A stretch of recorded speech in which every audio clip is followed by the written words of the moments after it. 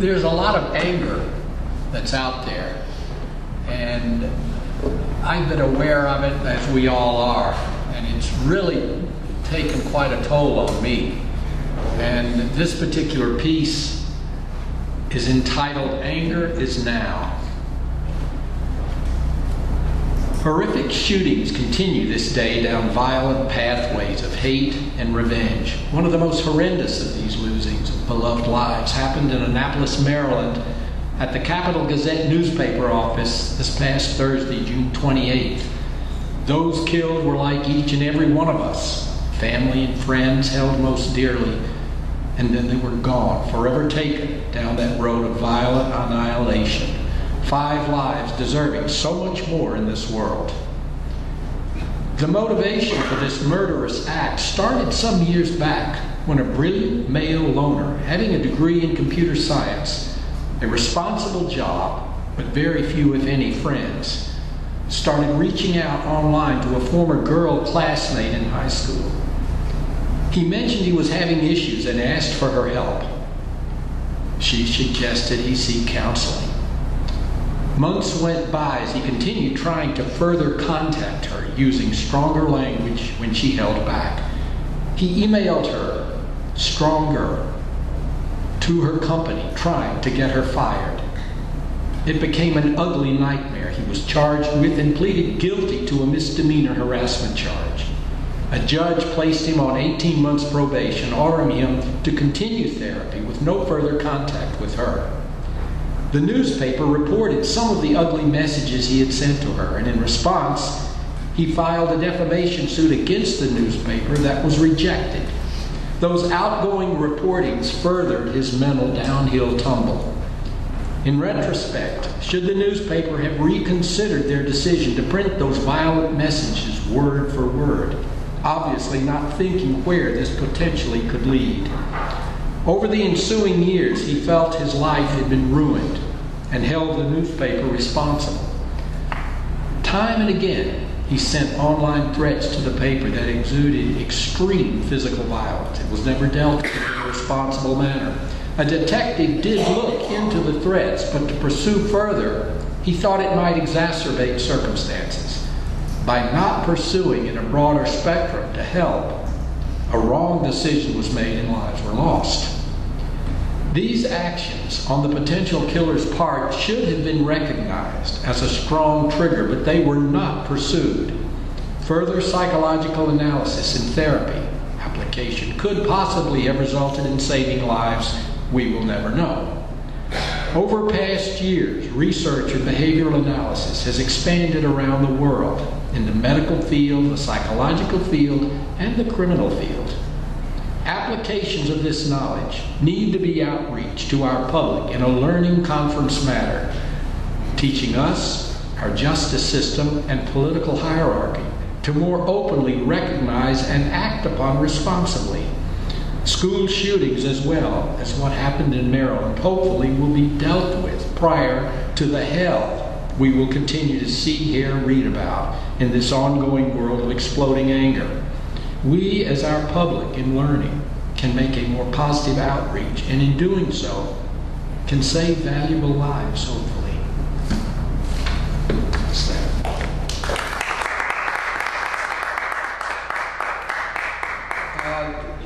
This next piece is one that every time I come to these readings, I have this strong motivation that stays in me, and I just wanted to share this. I actually read this at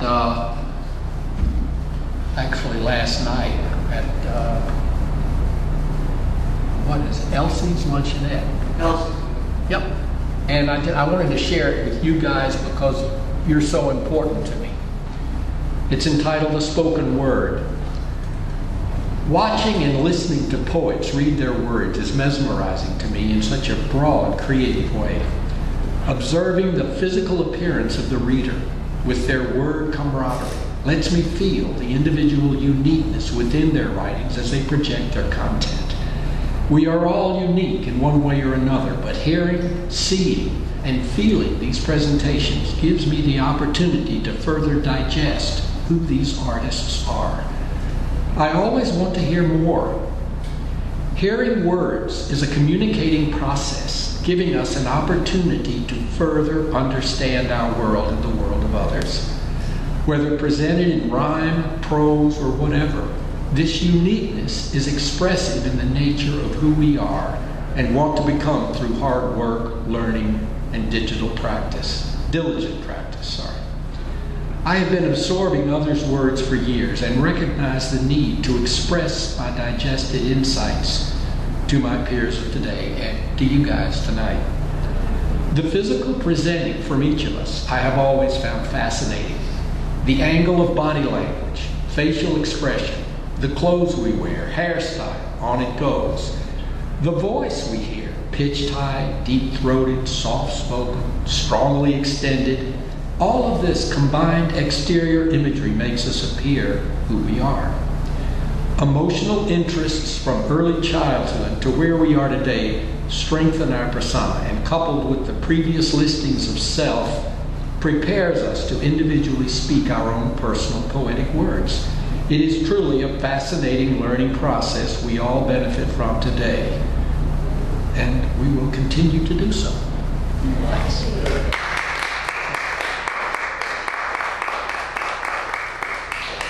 This last piece is something that my aunt years ago traveled. She traveled the country working for the U.S. State Department. And it's entitled Traveling with Sheila. During my early high school years, an aunt of mine traveled the world. She worked for the State Department out of D.C. Many of her destinations were long stays were in the Middle East and Malaysia and around. She told stories of experiences that seemed and were so distant to me in those mid-1950s. To this day, it is easy to reflect back to those 65 years of yesterday. My aunt traveled by herself, finally realizing that she needed a companion to continue feeling alive and sharing personal moments. She found and openly adopted a mixed-breed dog of poodle and cocker spaniel descent. She named her new family member Sheila. When they traveled, they were constantly together. My aunt would purchase an additional seat ticket always next to her on the plane. One extra remembering moment was when she told of training Sheila to use the toilet, both on the plane and staying in hotels.